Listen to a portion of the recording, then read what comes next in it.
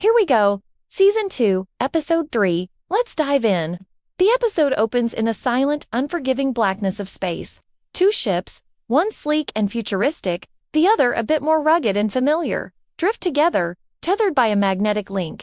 This is where we find Solin and Hiro Hamada, just moments after their frantic escape from the collapsing Nova Arka Prime. The dust and debris of their last battle still cling to the hulls of their ships, a stark reminder of what they've just survived. Inside Hiro's ship, the mood is heavy. The silence is broken only by the soft hum of the ship's systems. In the frantic tapping of Hiro's fingers on a holographic interface, he's sifting through the salvaged data core, his face a mask of concentration and desperate hope. Fragments of code flicker across the screen, some familiar, some twisted and corrupted. "I've got something," Hiro murmurs, his voice barely a whisper. Solin, who had been staring out at the starfield, turns to him. "It's Baymax," Hiro continues, his eyes widening. "Fragments of his memory code, but they're fused, tangled with the Phantom Code's virus." He looks up at Solin, a fire ignited in his eyes that hadn't been there moments before. "If I can isolate his core programming, if I can just separate him from the corruption, I can bring him back. I know I can." Solin's expression is one of caution. He's seen what this kind of power can do, the chaos it can unleash. He takes a step closer, his voice low and steady. "Hiro, be careful. You might bring asterisk at asterisk back instead." The warning hangs in the air between them, a chilling possibility that neither wants to truly consider, but the choice is already made.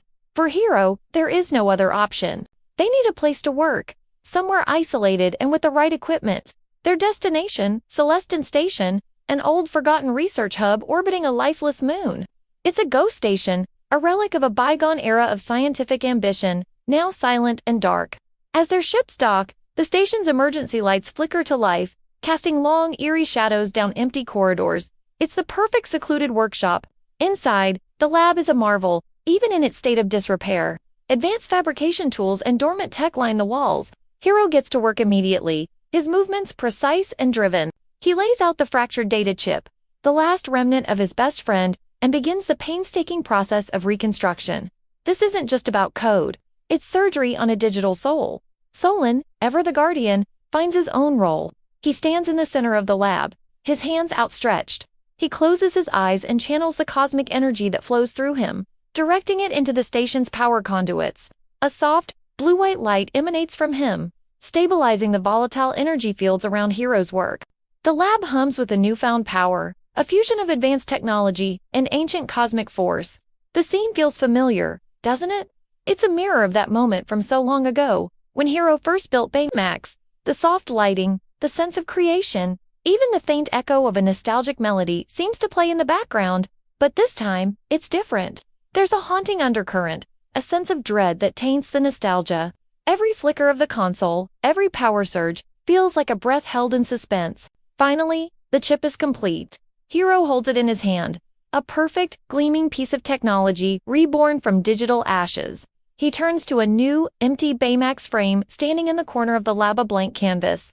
With a trembling hand, he carefully installs the chip into the chest compartment. He clicks it into place. For a second, nothing happens. Then, the lights throughout the entire station flicker violently and die, plunging them into darkness. A moment later, they surge back on. And in the center of the room, two soft blue lights begin to glow. The new body whirs to life. The inflatable material expands, filling out the familiar, gentle shape. Baymax slowly powers up, his head tilting in that classic, inquisitive way. A voice, synthesized yet warm, echoes through the lab. "Hello, I am Bay." The voice cuts out, a sudden, jarring glitch. For a split second, Baymax's eyes flash a terrifying blood. A wave of static washes over the monitors behind him. Then, just as quickly as it appeared, it's gone. The eyes return to their soft, reassuring blue. The calm is restored. He finishes the sentence as if nothing happened. "Max, your personal healthcare companion." Hiro doesn't care. He doesn't even notice the glitch. All he hears is the voice of his friend. Tears of pure, unadulterated joy stream down his face as he rushes forward, wrapping his arms around the robot. "Baymax, you're back! I can't believe it! You're really back!" Solin watches from a distance, a small smile on his face, but his eyes are filled with uncertainty. He saw the flicker. He felt the shift in energy. Baymax gently pats Hiro on the back. "You have been through a significant emotional event. Crying is a natural response. Then, his head tilts, and his optical sensors focus on Solin. He takes a step toward him. Scanning, he announces. A green light washes over Solin. Baymax pauses, his internal processors working through an anomaly. My scan is inconclusive, he says, his tone still perfectly calm. You are unstable. You are not fully human, Solin freezes. The words hit him like a physical blow. Baymax, in his pure logical state, has detected the Eclipsera energy fused with his very being, the part of him that is no longer just organic, but something more, something alien. Before he can respond, the celebration is cut short. While Hiro is still basking in the relief of Baymax's return, the lab's main monitors, which had been dormant, suddenly flash to life. They fill with strange corrupted code, pulsing with a malevolent red light. A distorted voice, faint and layered with static, whispers through the station's COM system. It's the Phantom Code. You can't rebuild what was never yours. The signal isn't just a whisper, it's a command.